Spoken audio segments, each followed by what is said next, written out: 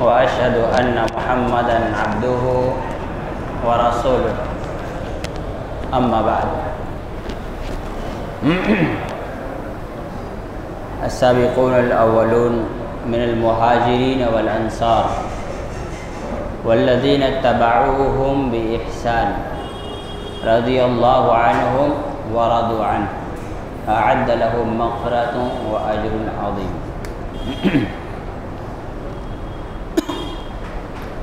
آج 11ویں پارے کی تلاوت کی گئی۔ 11ویں پارے میں اللہ رب العالمین نے، بلکہ یوں سمجھیے 10ویں پارے کے اخیر میں اور 11ویں پارے کی ابتدا میں ایک واقعے کا ذکر کیا ہے، وہ ہے غزوہ تبوک کا واقعہ۔ تبوک ایک جگہ ہے جہاں کے بارے میں یہ خبر ملی کہ رومی لشکر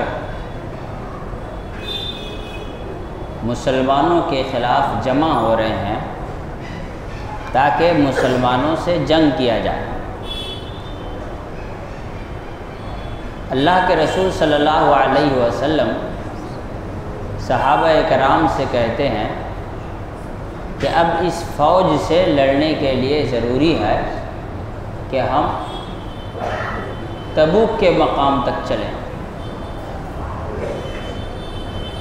آپ میں سے جو لوگ سیلری پر کام کرتے ہیں، تنخواہ پر، وہ جانتے ہیں کہ مہینہ کا اینڈنگ کتنا ڈینجر ہوتا ہے نا۔ پیسے ویسے سب ختم ہو جاتے ہیں، کبھی کبھی آدمی کو تو ادھار پہ بھی جانا پڑتا ہے۔ ویسے ہی جو اناج اگاتے ہیں، فصل اگاتے ہیں، ان کے لیے جب فصل پکنے والا موسم ہوتا ہے ویسا ہی ہوتا ہے۔ اس سے پہلے فصل میں جو کمایا وہ کھاتے کھاتے کھاتے ختم ہونے لگتا ہے۔ اب یہ نیا فصل پک کے اب ہاتھ آئے تو پھر پرانا قرضہ چکائیں اور آگے گاڑی چلائیں۔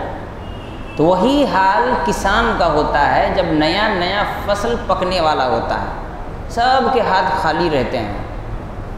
اور جو لوگ فصل کے کاروباری ہوتے ہیں، اناج خریدتے اور بیچتے ہیں، ان کے ساتھ بھی معاملہ ہوتا ہے، کیونکہ مارکیٹ میں اناج ہوتا نہیں ہے تو ان کے بھی ہاتھ بڑے تنگ ہوتے ہیں۔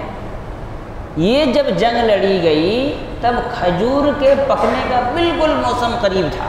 یوں سمجھیے کہ 2-4 دن میں اب اناج کی منڈی کھلنے والی ہے۔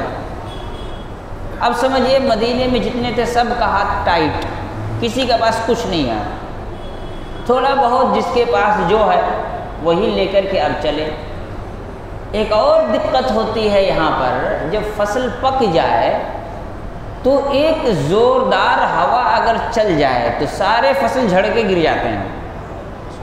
یہ بھی ایک بڑی مصیبت ہوتی ہے کہ فصل سارا پک گیا ہوا ہے، اب تھوڑی سی آندھی چل جائے، ہوا چل جائے، سارا فصل پک کے گر جائے گا، ہاتھ میں کچھ نہیں آئے گا، پورا ہاتھ خالی ہو جائے گا، پھر نقصان ہو جائے گا۔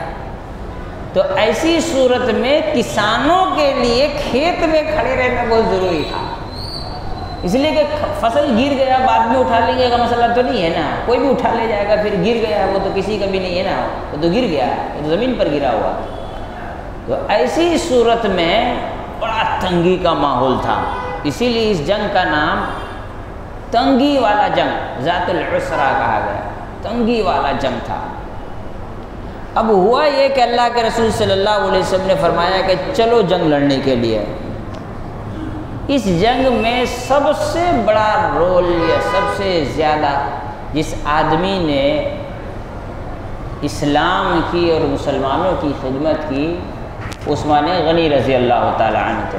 آج کے ڈیٹ میں اگر کیلکولیٹ کیا جائے، اونٹ، گھوڑے، سونا، چاندی، یہ 4 چیزیں، اناج کو چھوڑ دیتے ہیں، صرف ان 4 چیزوں کی قیمت لگائی جائے آج کے ڈیٹ میں تو 9 کروڑ روپیوں کا انہوں نے صرف سونا، چاندی گھوڑے، اونٹ، ان چیزوں میں انہوں نے خرچ کیا تھا۔ کلو کلو سونا، کلو کلو سونا، 1-2 گرام سونا نہیں، لے کر کے آئے تھے وہ، اللہ کے رسول صلی اللہ علیہ وسلم کے پاس دیے تھے۔ رسول اللہ صلی اللہ علیہ وسلم حضرت عثمان رضی اللہ تعالیٰ عنہ جو سونا لائے تھے اسے ہاتھ میں لیتے، ایسے ایک ہاتھ سے اس بات پر ایسے ایسے کرتے اور کہتے کہ آج کے بعد عثمان اگر کوئی نیکی نہ کرے تب بھی وہ جنتی ہے نا۔ تو یہ واقعہ ہوا۔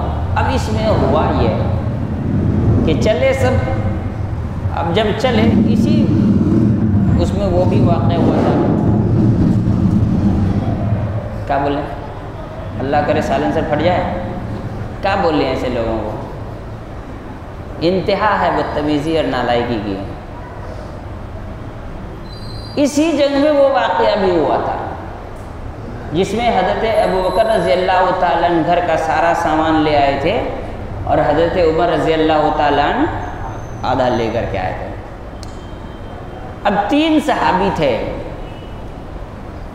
کعب بن مالک، کبھی بھی کنفیوز نہیں ہونا، 2 کعب ہیں، ایک کعب بن مالک، ایک کعب بن اشرف۔ کعب بن اشرف ملعون تھا، اس کو قتل کیا گیا تھا، وہ رسول اللہ صلی اللہ علیہ وسلم کو گالی دیتا تھا، اور یہ کعب بن مالک یہ صحابی تھے۔ دوسرے تھے مرارہ بن ربیع، اور تیسرے تھے ہلال بن امیہ، یہ 3 صحابی تھے۔ ان کے پاس بڑا بڑا باغ تھا اور بڑے مضبوط گھوڑے تھے، تگڑے اونٹ تھے۔ انہوں نے سوچا کہ یار ابھی نکل جائیں گے، 2 دن میں تو فصل پک جائے گا، اتار لیں گے پھر چل دیں گے، گھوڑا ہے ماریں گے ڈنڈا، 2 سڑپٹ بھاگیں گے پہنچ جائیں گے۔ تو ٹھیک ہے نکلتے ہیں، مسلمان نکلے ہیں، ہم بھی نکل جائیں گے، صبح نکل جائیں گے، ٹھیک ہے شام کو نکل جائیں گے، ٹھیک ہے صبح نکل جائیں گے، جیسے ہمارے یہاں لوگ کر رہے ہیں، صبح تھوڑا قرآن پڑھ لیں گے، ارے صبح کو نیند آ رہی چلو اب شام میں پڑھ لیں گے، شام میں افطاری بھیجے گے چلو پھر صبح پڑھ لیں گے، پورا رمضان گزرتا پڑھتے پڑھتے نہیں ہے۔ سستی کا ایک سسٹم ہے، یہ بھی ہے، صبح کر لیں گے شام کر لیں گے والا معاملہ۔ تو صحابہ کرام بھی سوچے کہ آج صبح نکل جائیں گے، شام کو نکل جائیں گے، تھوڑی دیر بعد نکل جائیں گے، اسی نیت میں وہ رہے، یہاں تک کہ کئی دن گزر گئے۔ اب سوچا کہ اب تو نکل کے پکڑ نہیں پائیں گے ساتھ، چھوڑ دیے، گئے نہیں، جنگ ہوئی بھی نہیں، اب واپس آ گئے سارے کے سارے۔ لیکن حکم تو جانے کا تھا، غلطی تو ہوئی، اب کیا کریں، بڑی دقت ہو گئی۔ منافقین بھی نہیں گئے تھے، وہ آئے اللہ کے رسول صلی اللہ علیہ وسلم کے پاس، اسی پر پہلی آیت 11ویں پارے کی، یعتذرون الیکم اذا رجعتم، یہ منافقین آئیں گے، آ کے اپنا عذر پیش کریں گے، ریزن بتائیں گے ہم کیوں نہیں گئے، پیٹ میں درد تھا، سر میں درد تھا، پیر میں درد تھا، گھر میں کون بیمار تھا، ہے نا۔ جیسے بچے لوگ اسکول کالج میں جب بھٹا مار دے تو دوسرے دن بتاتے ہیں نا کیا بیماری تھی، کیوں ہم لوگ نہیں آ سکے۔ لوگ تو اسکول کالج میں اپنی مری ہوئی دادی کو 50-60 بات مار دیتے ہیں، ہے نا۔ ہم ہی لوگ کے کلاس میں ایک لڑکا ایسی چھٹی لینے گیا تھا ڈاکٹر فضل الرحمان صاحب رحمۃ اللہ علیہ کے پاس، تو بولے جی تم اپنی دادی کو کتنی بار بیمار کرو گے، تو ہوتا ہے نا جھوٹا عذر۔ تو منافقین آئے، عذر پیش کیے، اللہ کے رسول نے کہا کہ جاؤ جاؤ جاؤ، ٹھیک ہے جاؤ، معلوم ہے جھوٹ بول رہے ہیں، اللہ تعالیٰ تو دیکھ ہی رہا ہے، اللہ تعالیٰ حساب چکتا کر دے گا۔ یہ 3 صحابی بڑے پریشان کہ کریں کہ ہم بھی عذر پیش کر دیں، ایسا نہیں یار، ایک تو غلطی کی ہے، دوبارہ غلطی نہیں کریں گے، سچ سچ بتا دیے کہ اللہ کے رسول صلی اللہ علیہ وسلم ہمارے پاس کوئی عذر نہیں ہے سوائے اس کے کہ سستی اور کاہلی تھی، بس اس کے علاوہ کوئی عذر نہیں ہمارے پاس، ہم لوگ سستی کاہلی صبح شام کے چکر میں نہیں جا سکے۔ تو اللہ کے رسول صلی اللہ علیہ وسلم نے سوشل بائیکاٹ کا اعلان کیا، تینوں صحابہ اکرام کے ساتھ سوشل بائیکاٹ، پوری طرح سے بات چیت بند، کسی سے اس کا باپ اگر بات نہ کرے تو بیٹے پر کیا گزرے گی، ہے نا، ماں بات چیت بند کر دے کیا گزرے گی، جس سے انسان کو محبت ہو اگر اس سے بات چیت بند ہو جائے تو کیا گزرے گی۔ صحابہ سب سے زیادہ کس سے محبت کرتے تھے دنیا میں؟ اللہ کے رسول صلی اللہ علیہ وسلم سے، بات چیت بند۔ یہاں تک کہ وہ کہتے ہیں کہ ہم سلام کرتے تھے تو پتہ نہیں چلتا تھا جواب دیے بھی کہ نہیں دیے۔ Complete social boycott. صرف گھر میں بیوی ہے، اسی سے جتنا بات کرنا ہو کر لو۔ وہ بھی کچھ دن بعد کہا کہ اس سے بھی الگ ہو جاؤ۔ وہ بیوی کہاں بھیج دی گئی؟ میکے چلی گئی، اکیلے گھر میں۔ اللہ رب العالمین نے اس کے بارے میں قرآن مجید میں کہا وَضَاقَتْ عَلَيْهِمُ الْأَرْضُ بِمَا رَحُبَتْ۔ اتنی بڑی زمین اس دنیا کی تھی، لیکن ان لوگوں کے لیے اس زمین میں کہیں بھی چین و سکون نہیں تھا، کیونکہ اللہ اور اس کے رسول اور سارے مسلمان ان سے ناراض تھے۔ دکھ، تکلیف، ندامت۔ لیکن ایک بات تھی، کیا تھا؟ اللہ کے اس فیصلے سے وہ ناراض نہیں تھے۔ تکلیف تھی، دکھ تھا اپنی غلطی پر شرمندگی کا، نہ کہ اللہ کے رسول صلی اللہ علیہ وسلم کے اس فیصلے کا۔ اور خوش تھے اللہ کے رسول صلی اللہ علیہ وسلم کے اس فیصلے سے۔ وہ اس فیصلے سے ناراض نہیں تھے کہ یار جو جھوٹ بولے وہ پار ہو گئے، سچ بول کے ہم ہی پھنس گئے، ہے نا، اتنی بھی کون سی بڑی غلطی ہو گئی، جا کے لڑائی ہوتی اور کچھ ہوتا تو باتیں، لڑائی بھی تو نہیں ہوئی، ہے نا، لڑائی بھی تو نہیں ہوئی، چلو ٹھیک ہے تم نہیں آئے کوئی بات نہیں، جنگ بھی نہیں ہوئی، کوئی دقت کی بات نہیں، ایسا تو کوئی مسئلہ ہوا نہیں۔ تو اللہ رب العالمین نے اسی کو قرآن مجید میں بیان کیا، السابقون الاولون من المہاجرین والانصار۔ پہلے یہ آیت، بعد میں اس واقعے کا بیان۔ اس واقعے کی، اس آیت کی تفسیر ہے وہ واقعہ۔ اللہ نے کیا کہا؟ جو پہلے اسلام قبول کیے، مہاجرین میں سے، انصار میں سے، والذین تبعوہم بإحسان، اور جو بھی پورے خلوص کے ساتھ ان کی اتباع کی ہے، رضی اللہ عنہم، اللہ ان سے راضی ہو گیا، ورضوا عنہ، وہ بھی اللہ سے راضی ہو گئے۔ انسان کے سے اللہ راضی ہو جائے بات سمجھ میں آتی ہے، انسان اللہ سے راضی ہو جائے اس کی کوئی اہمیت ہے؟ نہیں۔ لیکن اللہ نے پھر بھی بیان کیا، کیوں؟ اس لیے کہ بندگی کا اعلیٰ معیار یہ ہوتا ہے کہ بندہ اللہ کے ہر فیصلے سے راضی اور خوش رہے، غریبی میں بھی اللہ سے خوش رہے کہ اللہ کا فیصلہ میری غربت کا ہے تو مجھے اس سے کوئی دقت نہیں ہے۔ اگر بیماری ہے تو خوش رہے، اولاد ہے تو خوش رہے، لا ولد ہے، اولاد نہیں ہے تو خوش رہے۔ یہاں ایک بات یاد رکھیے، بڑے پتے کی بات ہے، جو انسان اللہ کے فیصلے سے خوش ہوگا وہ کبھی شرک نہیں کرے گا۔ اللہ سے شفا مانگ رہا ہے، شفا مل نہیں رہی ہے، اللہ کے فیصلے سے خوش ہے، کبھی مزار پہ نہیں جائے گا، کبھی بابا کے پاس نہیں جائے گا، کبھی مولوی سے نہیں بولے کہ تھوڑا دھاگا واگا باندھ کے تھوک تھک کے باندھ کر کے تھوک وک لگا کے پٹی وٹی لپیٹ کر کے دے دو، ہے نا، کانٹا ماٹا ڈال کر کے ایک ڈبے میں بند کر کے دے دو۔ وَنُنَزِّلُ مِنَ الْقُرْآنِ مَا هُوَ شِفَاءٌ، اللہ تعالیٰ نے قرآن کو کیا کہا؟ شفا۔ مولوی صاحب قرآن کی ایک تعویذ لکھ کر کے دے دو، ہے نا، مولوی صاحب قرآن کی ایک تعویذ لکھ کر کے دے دو۔ جو انسان اللہ کے فیصلے سے راضی ہوگا وہ کبھی شرک نہیں کرے گا، اور شرک وہی کرے گا جس کو رب کا فیصلہ رب کا فیصلہ منظور نہیں ہوگا۔ فیصلہ جب رب کا منظور نہیں تو وہ شرک کرنے لگ جائے گا۔ بیٹا بیمار ہے، ٹھیک نہیں ہو رہا ہے، چلو درگاہ میں چادر چڑھا کے آتے ہیں، ہے نا، اللہ دے نہیں رہا ہے، اب بابا سے مانگ کے دیکھتے ہیں، مر مرا گیا، سڑ گل گیا، پتہ نہیں کس حال میں، نہیں معلوم ہے وہ کیا دے گا، کچھ دے گا نہیں، صرف تمہارا ایمان ضائع ہوتا چلا جائے گا۔ تو اللہ رب العالمین نے اپنے ان بندوں کی تعریف کی، جبکہ انسان اگر اللہ سے راضی ہو تو اس کی کوئی حیثیت ہے؟ اگر ناراض ہو جائے گا تو کیا بگاڑ لے گا؟ کچھ بگاڑ لے گا انسان؟ پھر بھی اللہ رب العالمین نے اس بات کو قرآن میں بیان کر کے یہ ذکر کیا کہ جس کے پاس ایمان اور خلوص ہوتا ہے، جس کے یہاں توحید مضبوط ہوتی ہے، اس کا ہر عمل قابل تعریف ہوتی ہے، وہ اللہ سے راضی ہوا، یہ کوئی بہت بڑی بات نہیں ہے، پھر بھی اس لیے وہ قابل تعریف ہے کیونکہ وہ اللہ رب العالمین کا پسندیدہ بندہ ہے۔ ورضوا عنہ، وہ اپنے رب کے ہر فیصلے سے راضی ہے۔ بائیکاٹ، 40 دن تک کا بائیکاٹ۔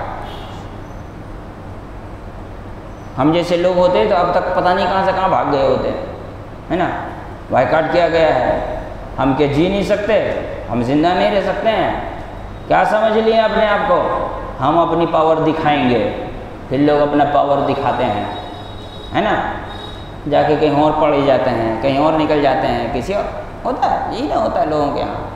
جب کسی کا کہا جائے سوشل بائیکاٹ تو اپنی اصلاح کرنے کے بجائے اس کو اپنی انا پہ لے لیتا ہے، اس کے ایگو کو کیا ہو جاتا ہے، ایگو اس کا ہرٹ ہو جاتا ہے، ہاں اس کا ایگو ہرٹ ہو جاتا ہے، پھر وہ دکھاتا ہے کہ میں کیا ہوں اور میں کیا ہو سکتا ہوں۔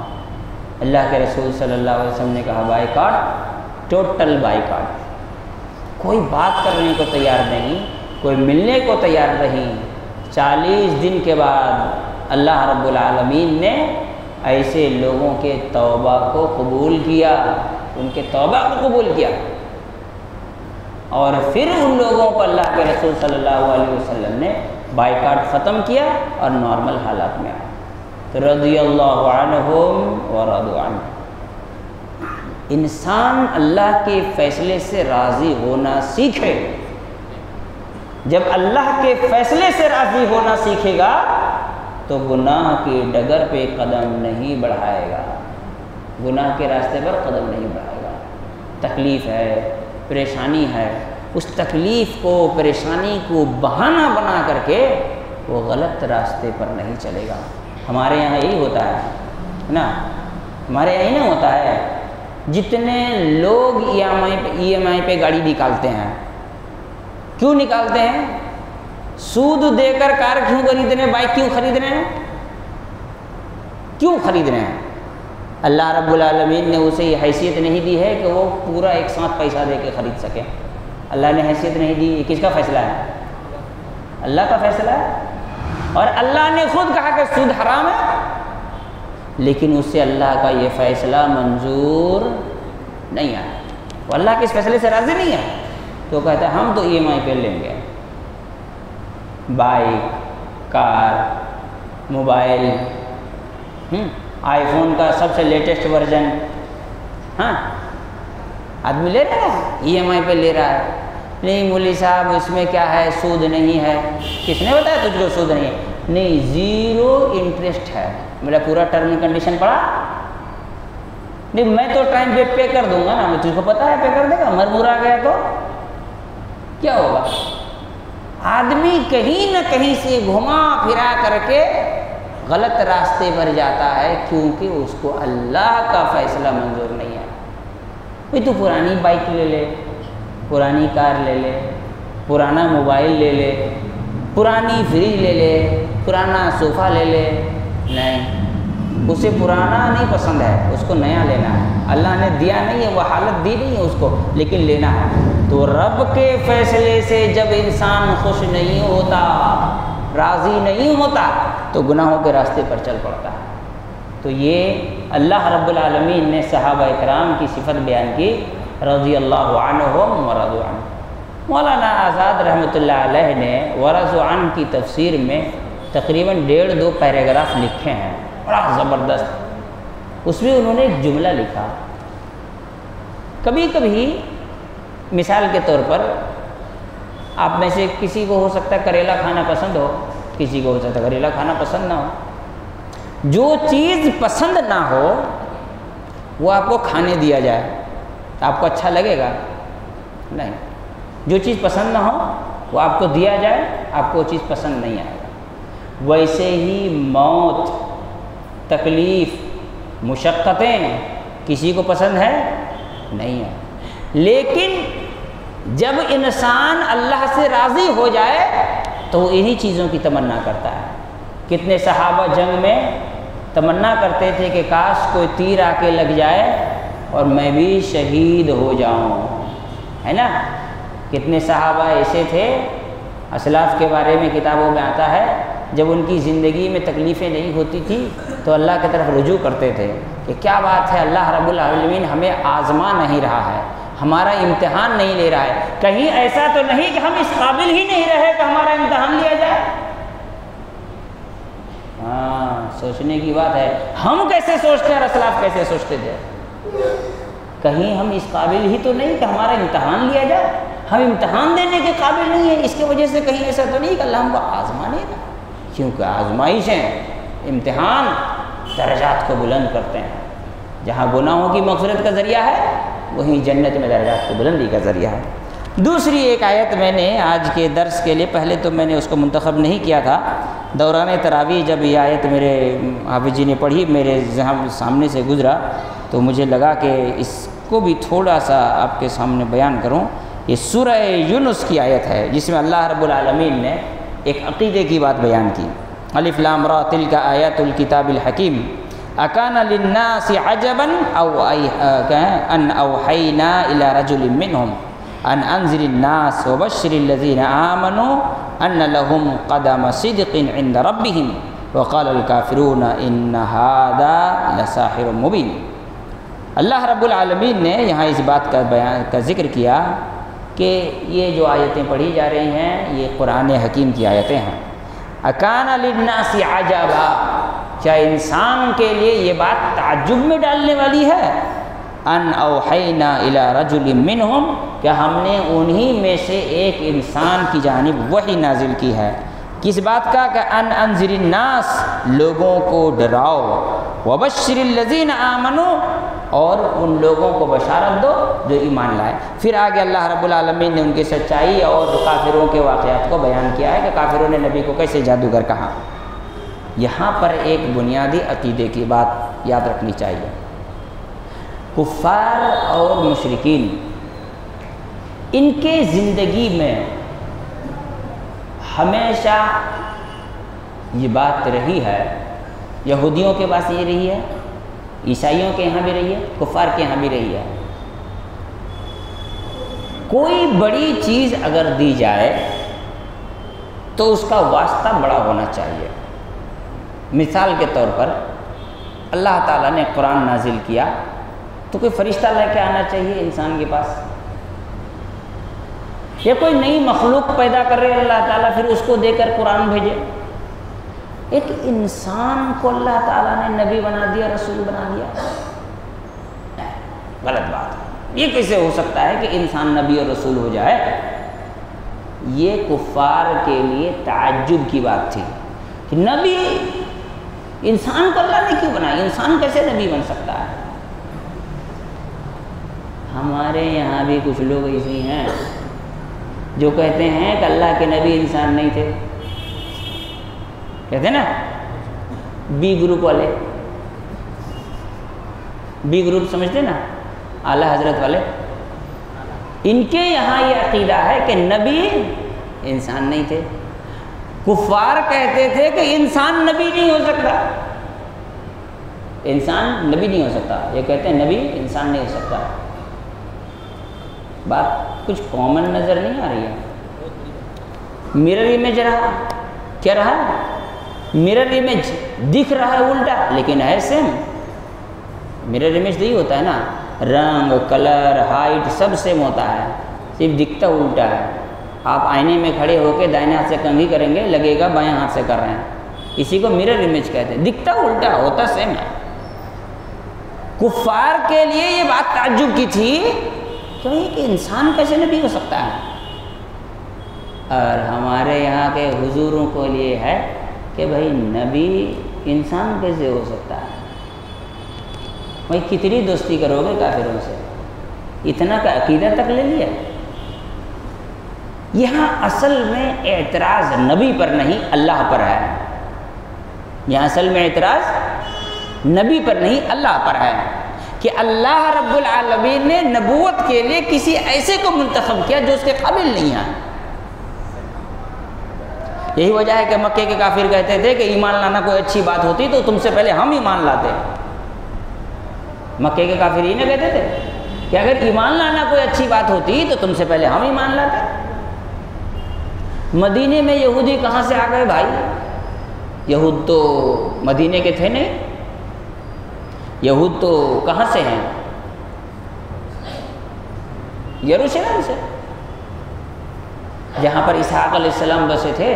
اسحاق علیہ السلام سے ان کے بیٹے یعقوب علیہ السلام، یعقوب علیہ السلام کا ایک نام اسرائیل بھی تھا اور ایک نام یہود بھی تھا، اسی سے یہودی اور بنی اسرائیل بنے۔ انہوں نے اپنی کتابوں میں پڑھ رکھا تھا کہ ایک نبی مکے میں پیدا ہوگا، ہجرت کر کے مدینہ آئے گا، جو ان کی مدد کرے گا وہ جنتی ہوگا، تو چلے آئے مدینہ، ہم نبی کی مدد کریں گے۔ جب نبی پہنچے دیکھے کہ یہ تو اسحاق علیہ السلام کا نسل سے ہے ہی نہیں، یہ تو اسماعیل علیہ السلام کا نسل سے ہے۔ یعرفونہم کما یعرفون ابناءہم، وہ نبی کو ویسے ہی پہچانتے تھے جیسے اپنے بچوں کو پہچانتے تھے۔ ماننے سے انکار کر دیا کہ نہیں ہم نہیں مانیں گے۔ اعتراض شروع، یہ کیسے نبی ہو سکتا ہے؟ اس کے اندر تو یہ انسانوں والی صفت ہے، ما لہذا الرسول یاکل ویطعم ویمشی فی الاسواق، اس نے یہ نبی کیسے ہو سکتا ہے؟ بھائی یہ کھاتا پیتا ہے، بازار میں گھومتے رہتا ہے، یہ نبی کیسے ہو سکتا ہے نا؟ یہ سارے اعتراض چالو۔ یہ اعتراض نبی پر نہیں، دراصل کس پر تھا؟ معلوم یہ ہوا نبی پر اعتراض کرنا، نبی کی تعلیمات پر اعتراض کرنا، نبی کی باتوں پر اعتراض کرنا، دراصل اللہ رب العالمین پر اعتراض کرنا، اللہ کے فیصلے کو چیلنج کرنا۔ لہذا جب کبھی آپ دیکھیں کوئی نبی کی سنتوں کے خلاف زبان درازی کر رہا ہے، نبی کی تعلیمات کے خلاف باتیں کر رہا ہے، نبی کے اصولوں کے خلاف باتیں کر رہا ہے، یا نبی کی عام زندگی کے بارے میں گفتگو کر رہا ہے، تو سمجھ جائیے کہ وہ اللہ کا دشمن ہے۔ اب اس کی تفصیل میں جائیں گے تو پھر پہلے پارے میں جانا ہوگا جہاں پر اللہ رب العالمین نے کل من کان عدوا لجبریل فإنه نزله على قلبك بإذن اللہ والی آیت، اس کی پس منظر اس کی آیتوں پر گفتگو کرنی ہوگی، تب معلوم ہوگا۔ نبی بذات خود نبی اپنی عبادتوں سے، اپنی محنتوں سے نبی تو بنے نہیں تھے، اللہ نے چنا تھا، اللہ نے منتخب کیا تھا، نبی بنانے کا فیصلہ اللہ کا تھا۔ تو شیعوں نے جو اعتراض کیا وہ نبی پر کیا یا اللہ پر کیا؟ کس پر کیا؟ ہاں، شیعوں نے جو اعتراض کیا اس نے نبی پر نہیں بلکہ اللہ پر اعتراض کیا۔ اسے معمولی تصور کرنا یا اس کو کوئی چھوٹی موٹی غلطی تصور کرنا بہت بڑی غلطی ہے۔ اللہ تعالی ہم تمام لوگوں کو سمجھ کی توفیق عطا فرمائے۔